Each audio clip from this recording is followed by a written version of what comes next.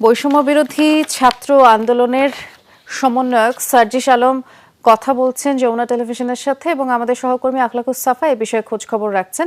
সাফা, সার্জিস কি বিষয়ে কথা বলছেন এবং আসলে এই সংক্রান্ত যে তথ্য আপনার কাছে আছে একটু বিস্তারিত করে দর্শকদের জানাবেন।